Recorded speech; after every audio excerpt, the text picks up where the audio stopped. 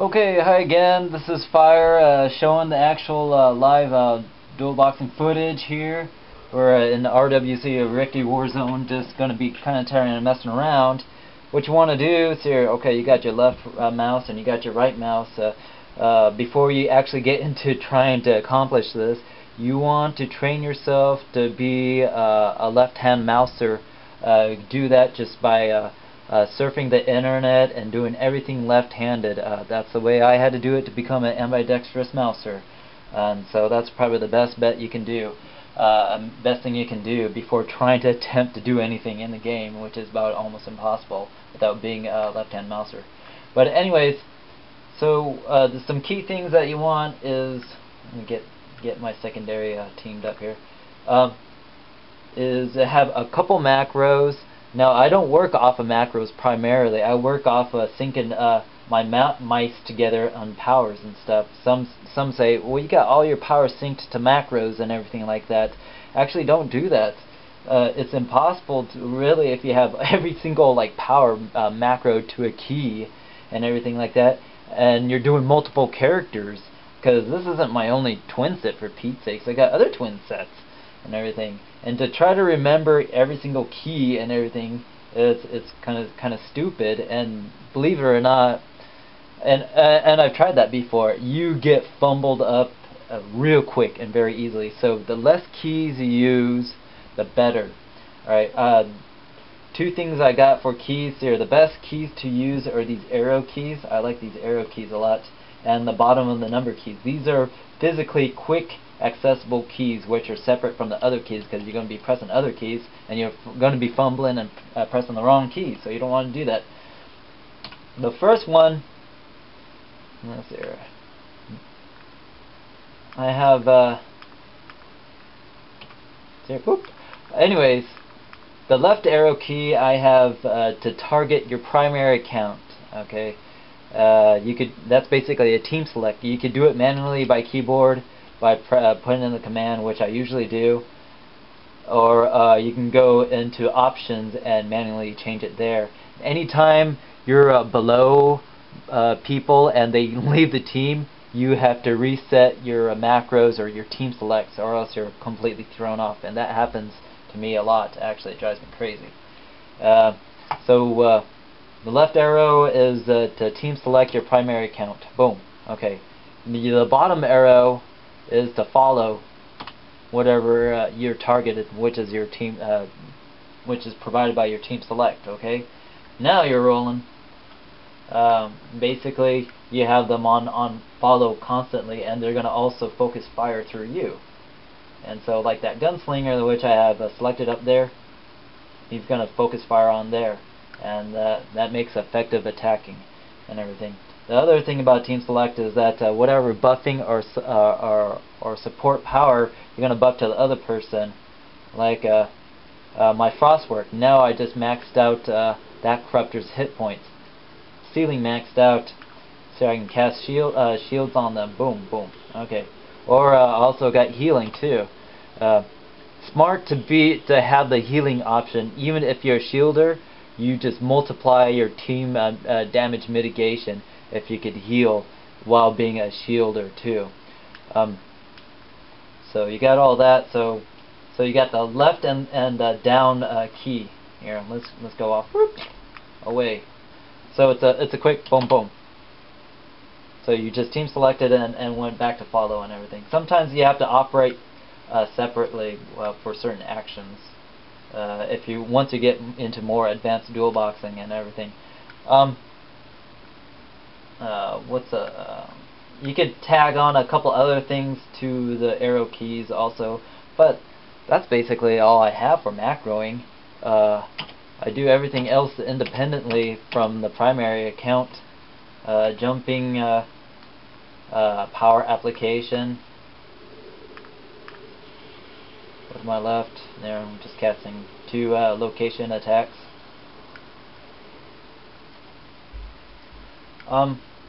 Traveling is pretty challenging in itself. You could practice traveling here.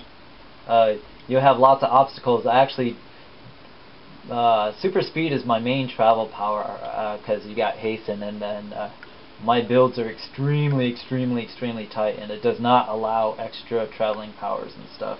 But of course you could always have temp powers, and so I learned to be a land-based boxer. You learn basically really quick to learn your peripheral vision to sync with what's going on in your front here. So there, just that quick, and now you're just activating two at the same time. Let's just say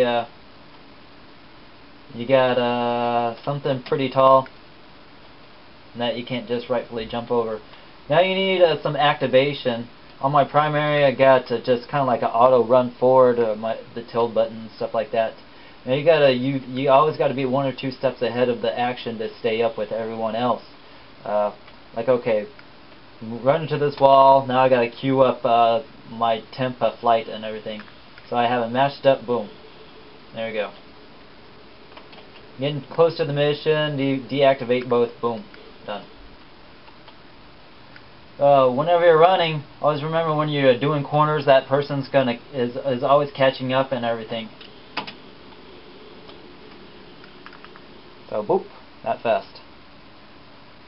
You saw me just do it manually, so there's no refuting, you know, anything. I'm not sure how a third-party program would correlate with the other one and tell it to jump, you know, after a certain distance after the first one passed through. It's impossible, I think.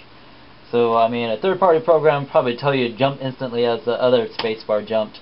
But as in like traveling surfaces and stuff like that, there's no way to do that except manually. Okay, I'm going to show you a little bit about minus damage stacking and the effectiveness. It's not just a linear add-on effect like most of the other powers. It's somehow in the equation. I don't know the equation. It actually is more of a multiple in a ways. But anyways, I'll show that off right now. Okay, anytime. Okay, there we go. Minus 140 damage. Okay, now it's 78, 78, 78.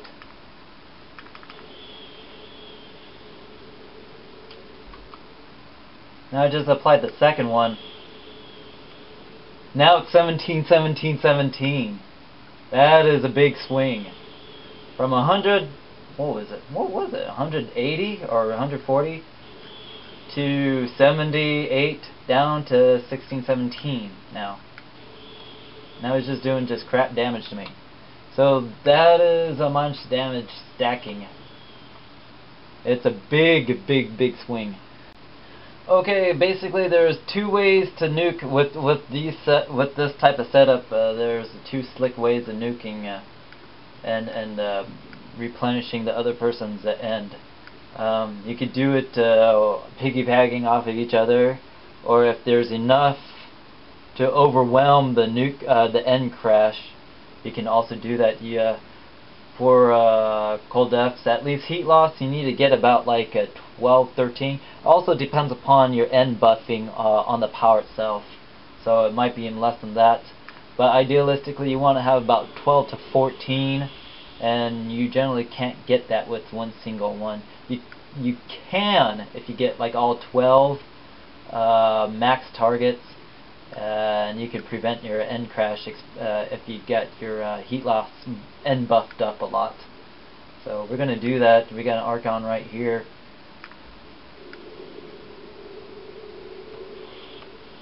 And sit right in the middle. All these guys are going to suck in and then get knocked out by Oppressive Gloom. And then I'm going to drop this. Oh, he's going offline a little bit. So we're going to use this guy to center in our heat losses. The sleet drops down their defense, so now I got 20 hits of heat loss between the two guys. So we're going to do Soul Drain to crank up our damage. We have Sleet, which cranks down the resist. Oh, there. We're going to recast Sleet again. And now we're going to cast our nukes here. Well, it went down that far, but now it's bouncing right back up because it's overwhelmed by so much heat loss. Now we just got to recover our toggles back. Here's a piggybacking style, one after another. This is in case you only are like against one foe, or only a couple, where you're not going to get like 12 heat losses. Alright. So let's get this party started here. Let's target the main guy here. Oh, I guess there was another one right there. So we're going to drop down sleets here.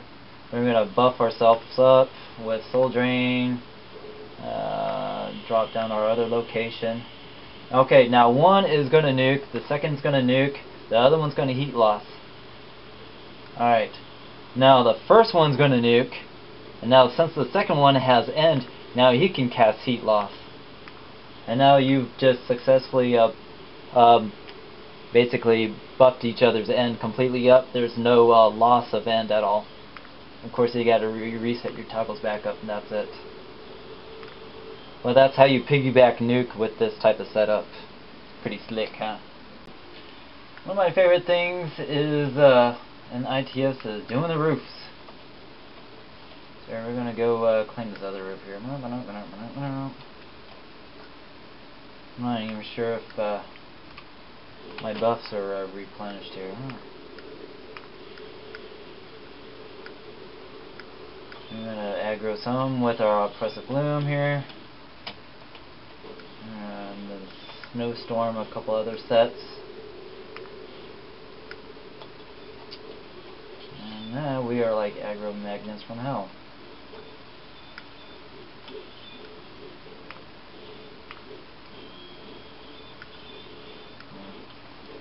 I don't have any defense.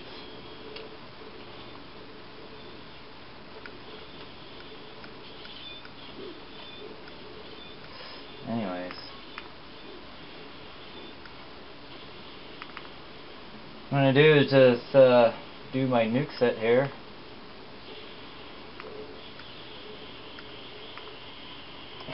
There you go. Whoop! Nuke away. Now they're all going to be dead. Another, okay, well that pretty much recaps and ends the dual boxing footage. I hope I did my best to reveal as much as I can and show it's quite obvious, Bob, that I don't do third-party programming, and it's all done by hand. You saw me dual mice, you saw me use a secondary keyboard also, and I showed you all basically my basic techniques and tricks on dual boxing. A lot of it's wholly just on skill. You got to be able to do a mouse at the left with the left and with the right at the same time. It takes practice and time. It's not like, okay, I want to just dual box one day and I'm just going to start doing it. It's not like that. It's a very, very advanced playing style. It takes a lot of time and experience. I would say, like my first year, it took me a year to get to a level that an average player plays at, basically. Only until then was I willing to show that I'm a dual boxer, because people are going to look at you and say, man, there's no reason why I want, 2 of your characters on, because you can barely handle, one. The other one's just always lagging behind. So you gotta put in your time and effort. I'm not saying that everyone that's going to take a year for everyone. It might take longer than a year. It might take forever. It might take shorter than a year. It might just take a couple months for a really advanced and great player who's gifted naturally. So I hope more people look into dual boxing and accept it for what it is and everything. And well, I guess that's it pretty much. I hope you guys enjoyed the show and everything, and hopefully that erases all the myths and debunks all the hate mongering and all the misinformation that's been thrown at me, I guess, before, that I actually truly dual box by hand and stuff. Well, you guys take care and good luck with your gaming. Remember, it's just a friggin' game and everything. Don't take things personally or seriously. If that's getting to the case, you just might want to step away from the game and accept real life and start enjoying that, for Pete's sakes. Alright, see you guys.